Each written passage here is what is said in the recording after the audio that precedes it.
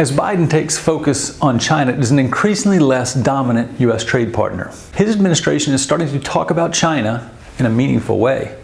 When Katherine Tai, the U.S. trade representative, spoke in Washington recently about U.S. goals with China, she was talking about a China that was less important as a trade partner than it has been in years, and certainly since early 2018 when former President Donald Trump launched the still ongoing trade war.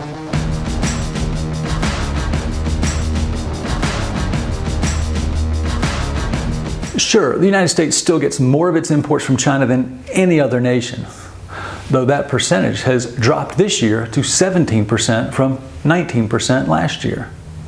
In 2017, that percentage was 21.58%.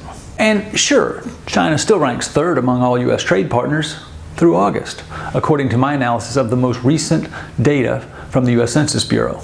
But it ranked first in 2015, 2016, 2017, 2018, and 2020. And yes, along with Mexico and Canada, it still accounts for more than 40% of all U.S. trade. But it's down to 14% from 16.35% last year. In a year when the United States will break records for total trade, total exports, total imports, and the size of its trade deficit, it has less to do with China than you might expect. China isn't nearly the outsized player it had become since being granted admission to the World Trade Organization in 2001. Consider this. 6 of the 7 biggest months for trade in U.S. history have occurred in the 6-month period between March and August of this year. Mexico, currently ranked as the #1 U.S. trade partner, year to date, has had 6 of its top 10 months ever since March. It's a similar story for a host of other top 20 U.S. trade partners: Germany, South Korea, Vietnam, India, Taiwan, the Netherlands, Malaysia, and Thailand. Not so for China.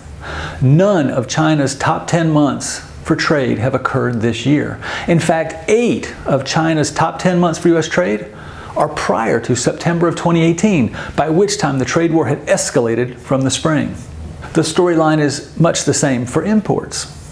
6 of the United States' top 7 months in history for imports have occurred since March, in the last 6 months.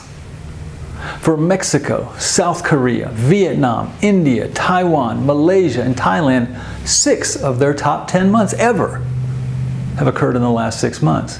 For China, once again, it's 0. Only 2 of its top 10 months ever for U.S. imports have occurred since October of 2018, October and November of 2020. Even in the world of trade deficits, China's impact is less overwrought. The U.S. deficit with China, once 5 times greater than that with any other nation, is now only 3 times greater. 6 of its top 10 U.S. deficits with China occurred in 2018, but none since. For the United States as a whole, the 3 largest in U.S. history have occurred in the last 3 months, with August, the latest month available, the largest of all.